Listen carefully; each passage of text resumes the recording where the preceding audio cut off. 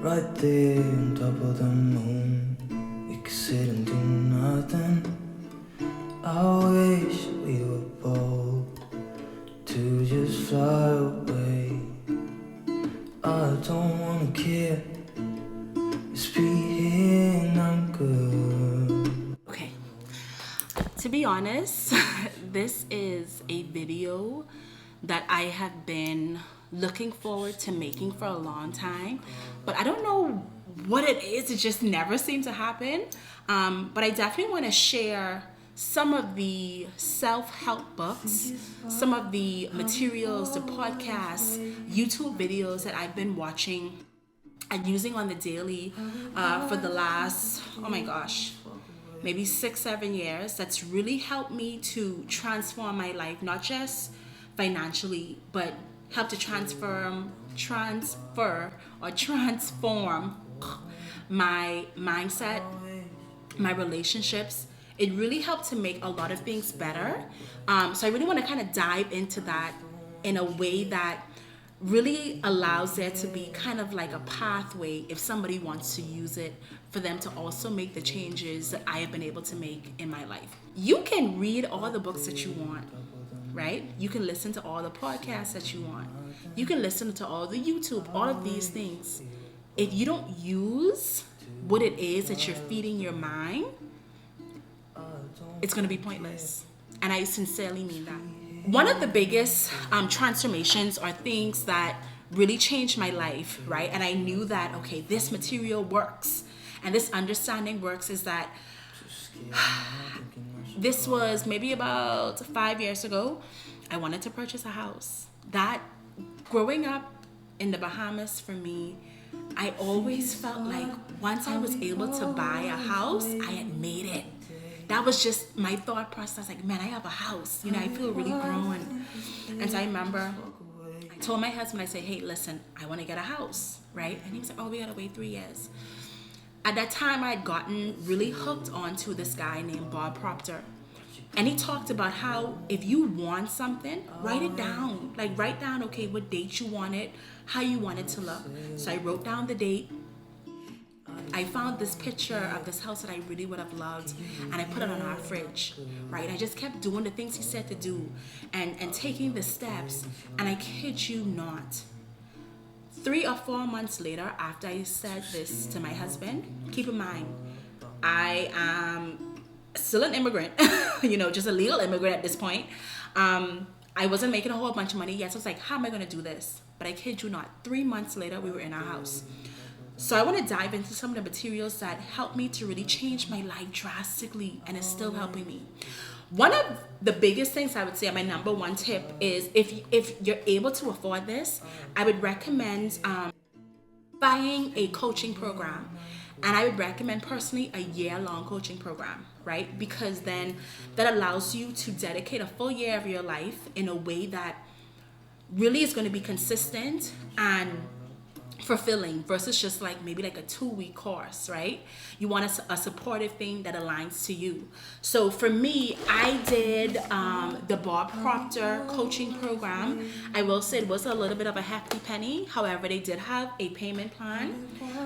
At that time, I paid about $7,500, which in the deposit was $1,500 or something like that. And trust me, when she first said that number, I thought of every single way that I could not pay for that, until I started to shift my mindset and say, okay, how can I pay for this? And I kid you not, I did. That program changed me to its core, okay? Or changed me to my core in a way that I didn't even know I needed until I got it. So I would recommend, if you're able to, definitely join a coaching program that aligns with what it is that you need. Right? I'm going to show you guys now some of the books that I've already read. Some of them I don't have because when I'm finished with a book, I usually give books to my friends for them to either give me it back or for them to keep it and pass on to someone else. So, oh my gosh. Okay, this is a little one. I read Who Moved My Cheese? That was an excellent book. It's very, very short, as you can see. I think I actually read this on a flight, so it was really, really quick. This was a very, very good book. that really talks about like you have to go along with the flow of life instead of trying to stay stagnant. And let's just say, for example, with technology, some people are very like, oh, well, I don't want to get too involved in that, but technology is only going to advance. So either you keep up with it, right, by being knowledgeable about it, or you're going to be left in the dust in a sense. That was a really, really good book. This book, when I first started my speech therapy practice, this book was a game changer for me when it came to money, mindset, and how to use it. This is You Are a Badass at Making Money. She also has like You Are a Badass at Having a Great Life. I haven't read those ones yet. I probably will later. But this one was a very, very good book. This one was probably one of my favorites.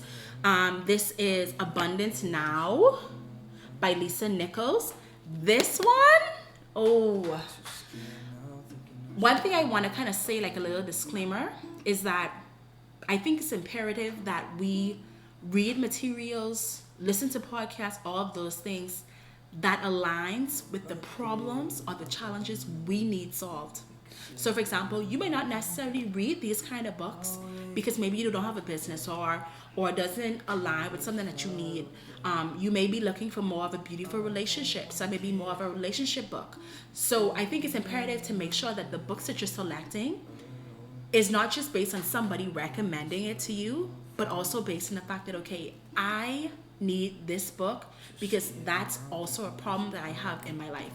This is a very, very good book. I've also read The Richest Man in Babylon. What else? I've also I've also read, oh man, so many. The Richest Man in Babylon, Think and Grow Rich. That to me was like a trickier read, but it was still good nonetheless. And I'm also going to show you guys my current book. So I'm almost halfway between The Slight Edge. Awesome book so far. After that, I'm going to be reading You Can Heal Your Life. The next two that I have is The Art of Not Giving an F. I heard this is a really, really good book, so I'm really excited about that. The last one that I have here is Atomic Habits, which I feel like everybody talks about this one. And when honestly, a lot of the self-help books, in my opinion, that I've read over the last 8 years, they all kind of have almost the same kind of message, but what I look for is strategies in those different books that maybe another book doesn't talk about. So those are the books that I have upcoming. And I also, I'm definitely a collector. I'm always adding new books to my Amazon cart. So I have one in there now. I think I have a video showing or a picture showing some ones that I have. I think it's also important to place books in different areas of your house.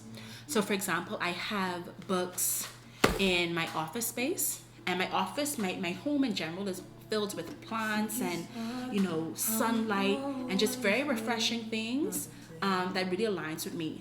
This is just a little FYI, because I think this is a big thing on social media where people talk about having like a home that looks pleasing to the eye for YouTube or for Instagram.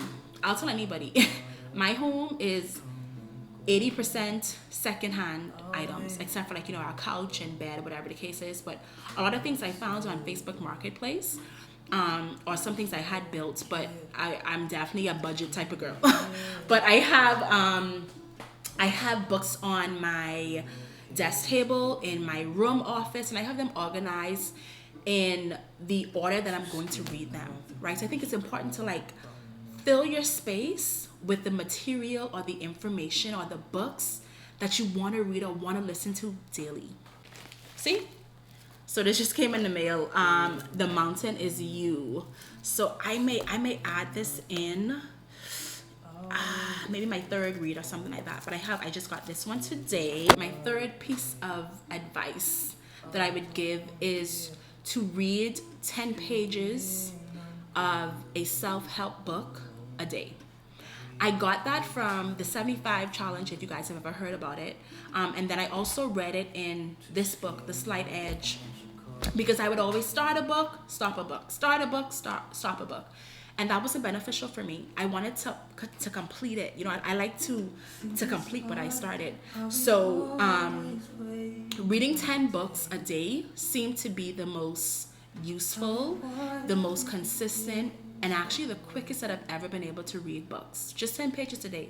I think that would be helpful. So if you typically will stroll on social media, on Instagram, or if you will watch a Netflix movie or a series for 10 hours, maybe replace that time with reading your books to better yourself in the area that you need.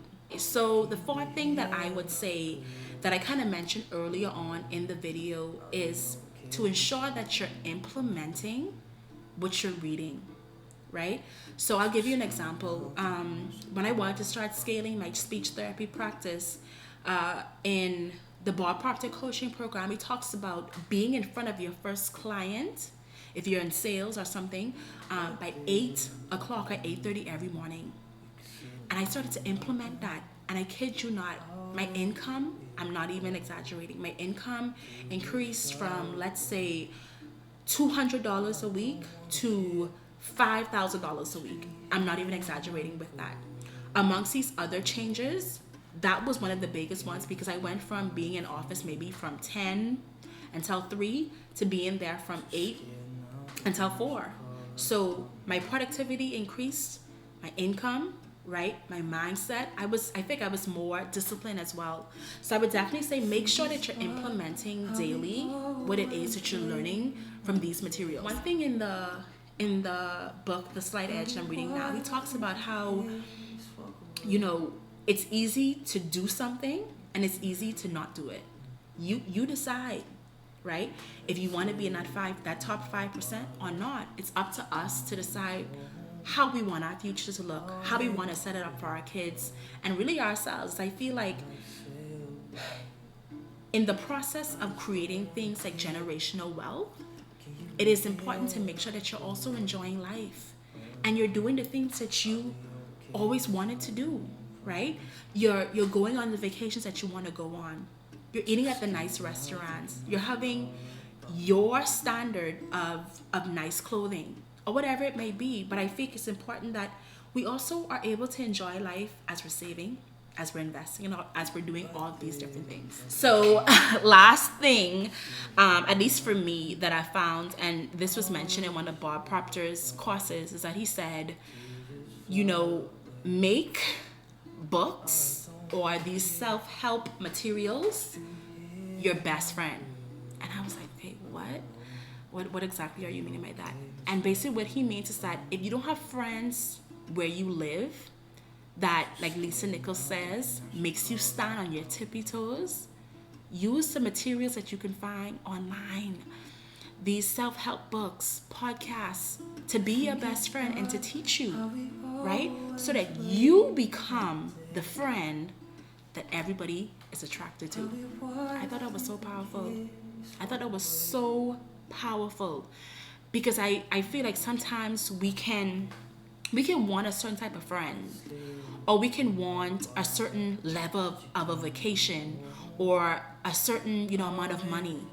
But it's important also to ensure that we are that, right? Like, okay, you want a man that's in shape.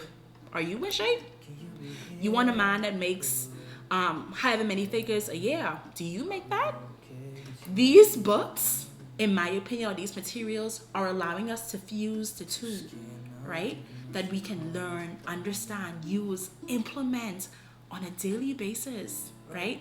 And I think ultimately, when it comes down to it, and I've learned this a lot in 2022, we are responsible for our own lives.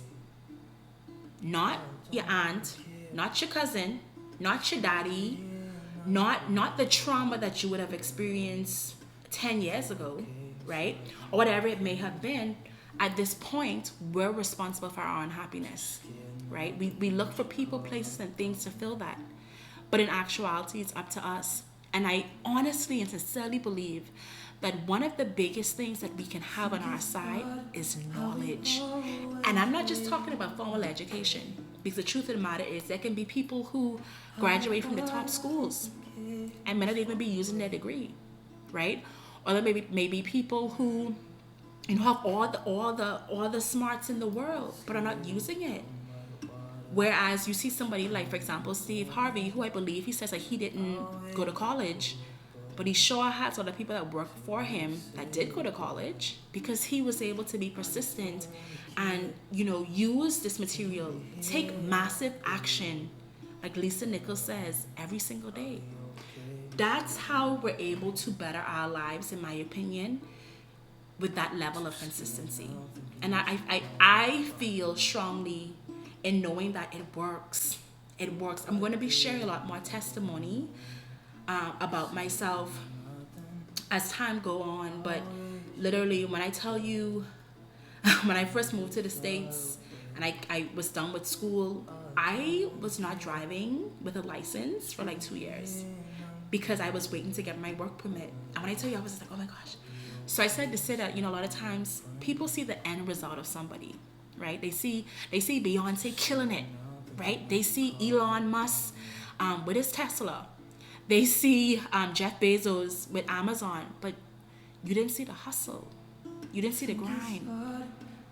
These type of materials and information is going to give us that. Thank you guys so much for watching. Send you guys an abundance of love, positivity, good energy, all that good stuff. Please leave in the comments some book recommendations that you may have, or if there's any of the books that you have also read that I talked about, let me know what you thought about it, because sometimes somebody may have a different kind of view on it or take that I didn't get to see. So once again, please like, share, subscribe. Let's continue to get that number up, and continue to just connect. Until next time.